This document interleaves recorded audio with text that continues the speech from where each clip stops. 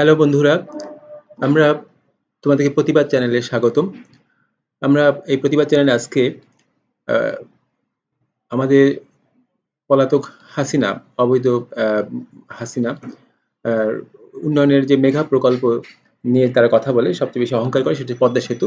পদ্মা সেতুর মেগা প্রকল্পের যে মেগা দুর্নীতি নিয়ে আমরা আজকে বিশ্লেষণ করব, পর্যালোচনা করব এবং সেটি তোমাদেরকে ভালোভাবে বোঝার জন্য সবাই যাতে ভালোভাবে বুঝতে পারে, এই বিশ্লেষণ যাতে সবাই বুঝতে পারে, সবার জন্য বোধগম্য হয়, সেজন্য আমরা ভূপেন হাজারী সেতু ভারতের সবচেয়ে দ্বিতীয় বৃহত্তম সেতু ভূপেন হাজারী সেতুর সাথে তুলনামূলকভাবে তুলনামূলক পর্যালোচনা করব। তাহলে আমরা বুঝতে পারবো, বুঝতে সহজ হবে যে এই মেঘা প্রকল্পের ভয়ঙ্কর মেঘা দুর্নীতি কোন মাত্রায় সে করেছে, কোন ডাইমেনশনে সে এই মেঘা দুর্নীতি করেছে, সেটা আমরা মেঘা লুটপাট করেছে সেটা আমরা বুঝতে পারবো।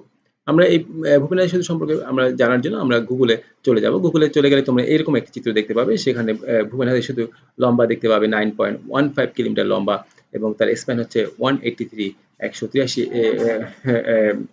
টি স্প্যান আছে এবং সেটির খরচ তারা দেখিয়েছে। এই গুগলে তোমরা গিয়ে দেখবে যে $168 মিলিয়ন তারা খরচ দেখিয়েছে।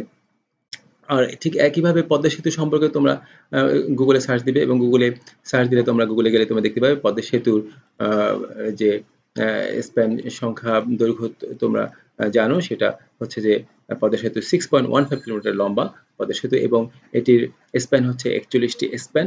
আমরা এই দুটি সেতুর তুলনামূলক পর্যালোচনা করে আমরা এবার দেখি যে কি মাত্রায় লুটপাট হয়েছে, মেগা লুটপাট করেছে।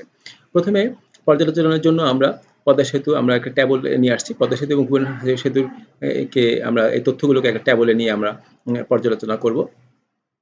পদ্মা সেতুর দৈর্ঘ্য আমরা দেখেছি যে গুগলে 6.15 কিলোমিটার লম্বা।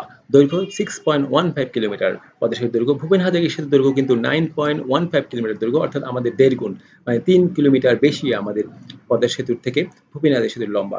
পদ্মা সেতুর স্প্যান হচ্ছে 41টা স্প্যান আমরা দেখেছি গুগলে, এবং ভূপেন হাজারী সেতুর স্প্যান হচ্ছে 183টা স্প্যান। 41টা স্প্যান হলে পিলার হবে কিন্তু 42টা, একটা বেশি হবে, এবং ভূপেন হাজারী সেতুর পিলার হচ্ছে 184টা পিলার হবে। আমরা এভাবে দেখলে, এটা থেকে দেখলে, চিত্রটা দেখে স্পষ্ট সহজে বুঝতে পারছি যে পদ্মা সেতু থেকে ভূপেন হাজারী সেতু অনেক বেশি উন্নত, অনেক বেশি মজবুত করে তৈরি করা হয়েছে। অর্থাৎ আমাদের স্প্যান সংখ্যা 41 কে যদি 4 দিয়েও যদি গুণ দিই তাহলে হয় 164। তার থেকেও বেশি ভূপেন হাজারী সেতুর সংখ্যা, স্প্যানের সংখ্যা বা পিলার সংখ্যা 184টি হবে। অর্থাৎ 4 গুণেরও অনেক বেশি মজবুত করে, 4 গুণেরও বেশি মজবুত হচ্ছে ভূপেন হাজারী সেতুর ভারত যেটা করেছে, দ্বিতীয় বৃহত্তম সেতু 9.15 কিলোমিটার লম্বা। এবার আসো ব্যয় ব্যাপারে দেখি। আমাদের পদ্মা সেতুতে এই ব্যয় যেটা এখানে দেখা যাচ্ছে $3,692 মিলিয়ন। এটি হচ্ছে গুগল থেকে আমি নিয়েছি। উদ্বোধনের, শেখ হাসিনা উদ্বোধনের সড়ক সেতু উদ্বোধনের প্রায় 6 মাস আগে গুগল থেকে $3,692 মিলিয়ন তখন দেখানো হয়েছিল। পরে এটা সমালোচনা করার কারণে, ব্যাপকভাবে সমালোচিত হওয়ার কারণে এটা হাইড করেছে তারা।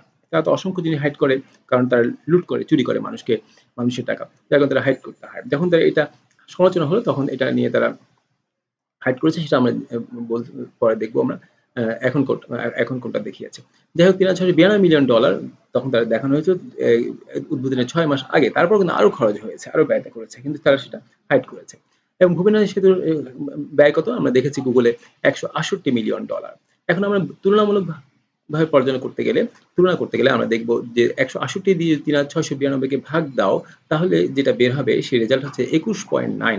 অর্থাৎ আমাদের একটা পদ্মা সেতু দিয়ে ভূপেন হাজারিকা সেতুর মতো এত বৃহত্তম একটি সেতু, 9.15 কিলোমিটার দৈর্ঘ্য এবং যার স্প্যান হবে 183টা স্প্যান, মানে এত মজবুত, পদ্মা সেতু থেকে 4 গুণ মজবুত, এরকম সেতু তৈরি করা যাবে 21.9, প্রায় 22টা, অর্থাৎ প্রায় 22টা সেতু তৈরি করা যাবে আমাদের একটি পদ্মা সেতু দিয়ে।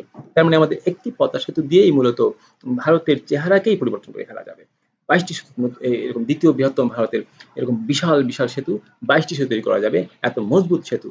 184টা যারা স্প্যান হবে, 183টা স্প্যান হবে, এরকম সেতু তৈরি করা যাবে। যাই হোক, এরপরও তারা এখন যদি তুমি গুগলে সার্চ দিলে যেটা পাবে, যেটা তারা এখন দেখিয়েছে, সেটা হচ্ছে $2,516 মিলিয়ন তারা খরচ দেখিয়েছে, ব্যয় দেখিয়েছে। এই ব্যয়টা যদি আমরা বিবেচনায় রাখি, তাহলে আমরা এবার তুলনা করে দেখি যে আসলে কি মাত্রা দুর্নীতি করেছে, যদি আমরা এই ব্যয়টাকেও আমরা মেনে নেই। আমরা দেখেছি এখানে যে ভূপেন হাজারী সেতু 168 মিলিয়ন দিয়ে ভাগ দিই 2015 কে, তাহলে আমরা পাবো 14.9, প্রায় 15টা সেতু।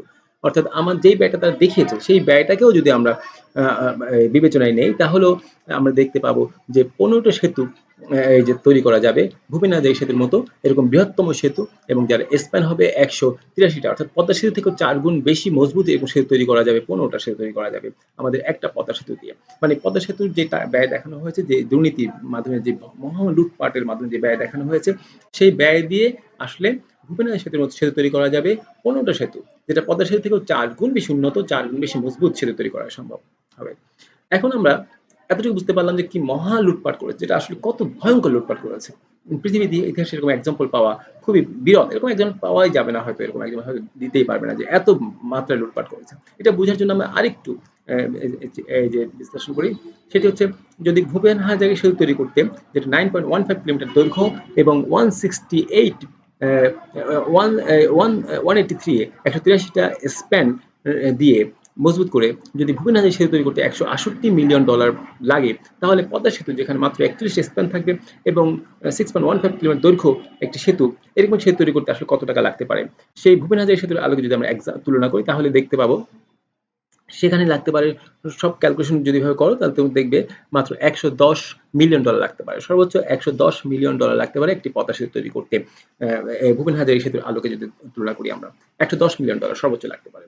$110 মিলিয়ন তারা এখানে বাদ দিয়ে আমরা বুঝতে পারবো কি মাত্রায় সে চুরি করেছে। $110 মিলিয়ন যদি 2500 যেটা তারা দেখিয়েছে, যদিও তার সত্যটা হাইড করেছে, তারপরে যদি আমরা ওটা ধরি $2516 মিলিয়ন থেকে যদি $110 মিলিয়নকে বাদ দেই, তাহলে আমরা পাবো $2406 মিলিয়ন। $206 মিলিয়ন তারা চুরি করেছে।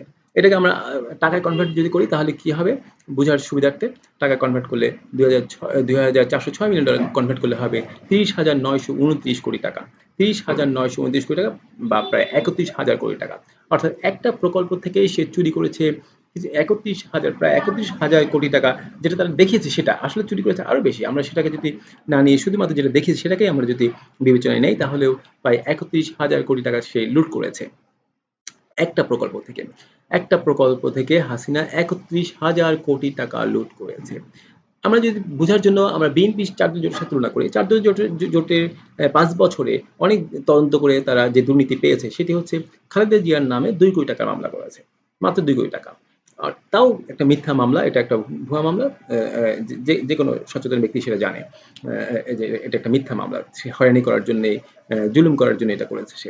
তারপর যদি আমরা ধরি 2 কোটি টাকা মামলা, 2 কোটি টাকা চুরি করেছে। আচ্ছা, 2 কোটি টাকা আর এখানে পুরো 5 বছরে সকল কিছু মিলে, আর এখানে শুধু একটা প্রকল্প থেকে চুরি করেছে 31,000 কোটি টাকা, 31,000 কোটি টাকা।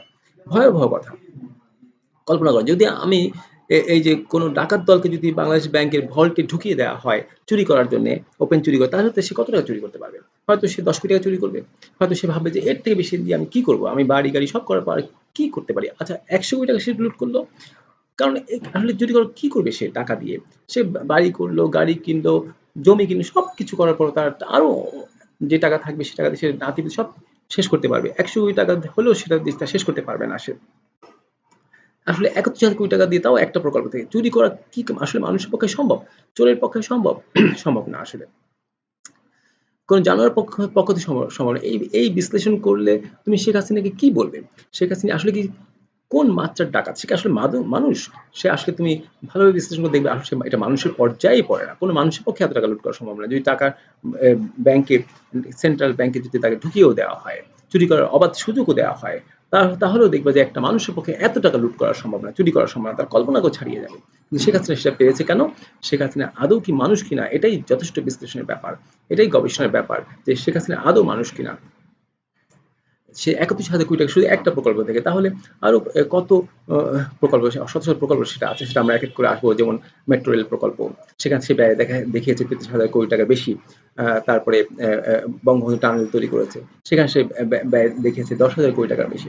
এভাবে করে আমরা প্রত্যেকটা দেখবো কি ভয়ঙ্কর মাত্রা সে লুট করেছে, এটা কল্পনাকে ছাড়িয়ে যাবে, আমাদের যে কোনো মানুষের কল্পনাকেও ছাড়িয়ে দিবে। এবং এরকম একটা এক্সাম্পল, এরকম লুট তরাজের কোনো এক্সাম্পল অতীতেও হয়তো খুঁজে পাবে না, বর্তমানে তুমি গুগলে সার্চ দিলে তো পাবেই না, সার্চ করলেও পাবে না যে এই মাত্রার দুর্নীতি করা কি কখনো আদৌ সম্ভব কিনা।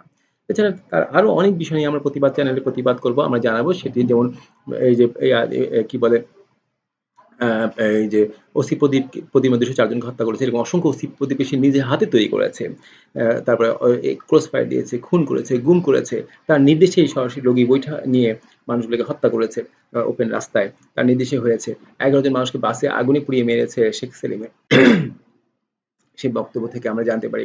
যেগুলো তোমরা গুগল সার্চ দিলে জানবে। আমরা এগুলো এক এক করে বিশ্লেষণ করব, এক এক করে তোমাদের সামনে নিয়ে আসবো। আর তোমরা এই তথ্যগুলোকে অবশ্যই তোমরা এই তথ্যগুলোকে শেয়ার করবে, মানুষকে জানিয়ে দিবে, কারণ এই ধরনের তথ্যগুলো সকল মানুষের জানা দরকার। আমরা জানি দুর্নীতিবাজ, কিন্তু কি মাত্রায় সে দুর্নীতি করেছে, লুট করেছে, কত মাত্রায়, কত ভয়াবহ মাত্রায় সে লুটতরাজ করেছে, এই বিষয়গুলো পুরো স্পষ্টভাবে মানুষের সামনে আসা দরকার। আসলে সে আসলে কোনো জানার পক্ষে, মানুষ তো দূরের কথা, কোনো জানার পক্ষে এই ধরনের লুটতরাজ করা, এই ধরনের খুন করা আসলে আদৌ সম্ভব কিনা, এরকম কোনো এক্সাম্পল আছে কিনা তোমরা সেটা নিয়েও তোমরা আমাকে কমেন্টে জানাবে। আর তাকে আসলে এত ভয়াবহ মাত্রায় লুট করার পর তাকে আমরা কি খেতাব দিতে পারি? পার্সোনালি আমি তাকে ডাইনি বলতে বলি, কিন্তু আসলে তাকে জানোয়ার বললে জানোয়ারের জন্য অপমান হয়। কি বলা যায় তোমরা কমেন্ট করে জানাবে। তোমরা এই ভিডিওগুলো অবশ্যই শেয়ার করবে, কারণ সকল বিশ্বকে আরো ভালোভাবে জানিয়ে দেওয়া দরকার। তার সম্পর্কে জানি মোটামুটি সারা বিশ্বে, তারপর আরো বেশি জানা দরকার যে তার দুর্নীতির মাত্রা, দুর্নীতির লেভেলটা কোন পর্যায়ে গিয়ে পৌঁছেছিল। বাংলাদেশের এই ভূখণ্ডে জগদ্দল পাথরের মতো চেপে বসেছিল, যার কারণে সে কোনোভাবেই ক্ষমতা ছাড়তে চায়নি, যাতে করে প্রকাশ হয়ে না পড়ে তার দুর্নীতির এই মহা লুটপাটের খবরগুলো, যাতে প্রকাশ করতে না প্রকাশ করা না যায়, এবং যেই কথা বলবে তাকে এই জন্য গুম করতো, খুন করতো, সত্যটা নিয়ে যাতে কেউ কথা বলতে না পারে। তো আমরা চেষ্টা করবো এই প্রতিবাদ চ্যানেলের মাধ্যমে সত্যকে জানিয়ে দিতে। তোমরা আমাদের সাথেই থাকবে এবং সবাইকে শেয়ার করে এবং সাবস্ক্রাইব করে আমাদের পাশেই থাকবে, যাতে করে আমরা এই বিষয়গুলোকে সারা বিশ্বে প্রচার করতে পারি।